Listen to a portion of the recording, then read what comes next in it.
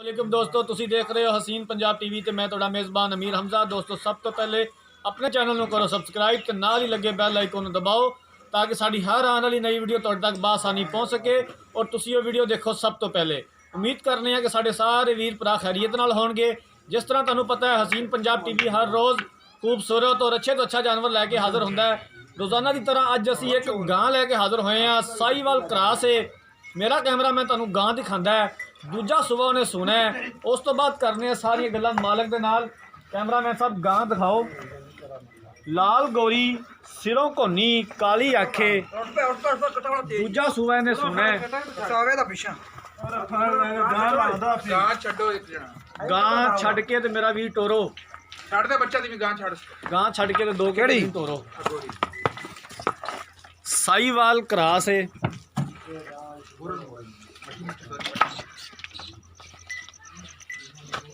बाकी हर चीज कैमरे की नजर है।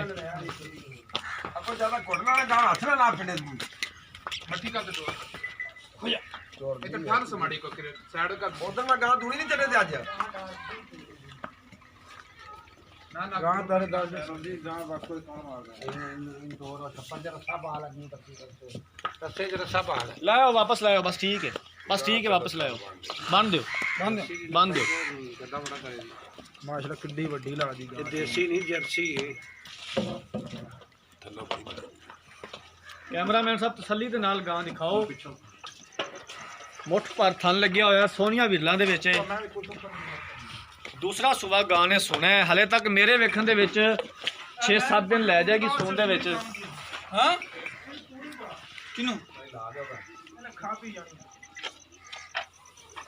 कैमरामैन साहब एक बारी फिर तसल्ली दे नाल गां दिखा दिओ। हां इथों वीडियो बना। उस तो बाद करने सारियां गल्लां मालिक दे नाल। लत्तां थोड़ी तुसी आप ख्याल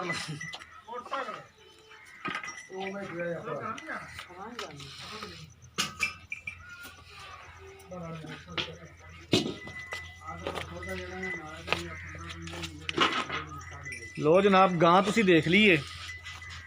हुण बुलाने गां दे मालिक नूं, सारियां गल्लां करने उन्हां दे नाल। आ जाओ भाईजान। अस्सलाम वालेकुम जी। वालेकुम सलाम जी। भाईजान की नाम है? मोहम्मद अरशद। अरशद भाई, गां केड़ी नस्ल दी है?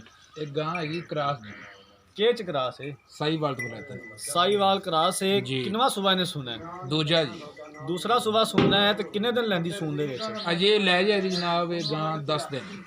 10 दिन तकरीबन लै जाएगी सून दे पक्के विच। 10 दिन अजे लै जाएगी जी।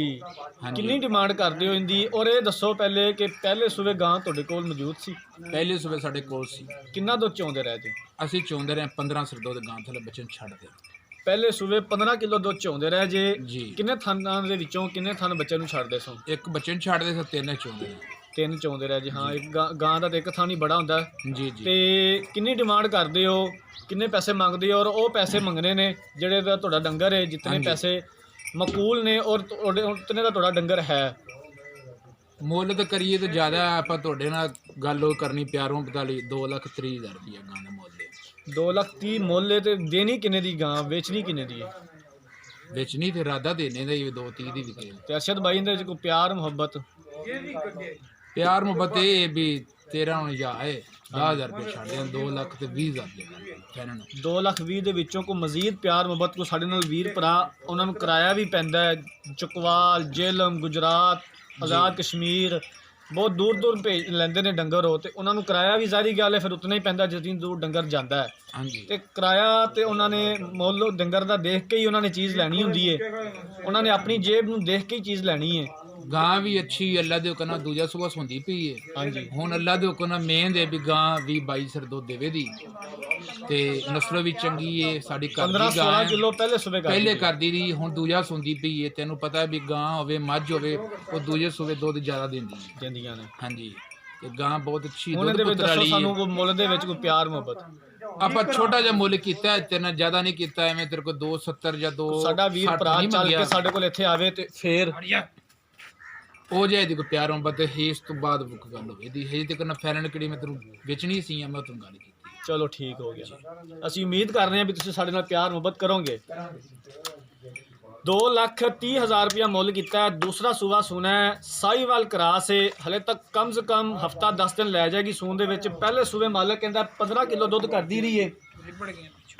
अगर किसी वीर भरा ने गां खरीदनी है, साडा राबता नंबर है 0312 612 2054। इसे नंबर पर ही WhatsApp बनी है। उम्मीद करने साडी अज वाली वीडियो तुहानू पसंद आई होगी। अगर साडी अज वाली वीडियो पसंद आई है, वीडियो लाइक तो शेयर जरूर करो। अगली वीडियो तक अपने मेज़बान अमीर हमजा नूं दिओ इजाज़त। अल्लाह हाफ़िज़।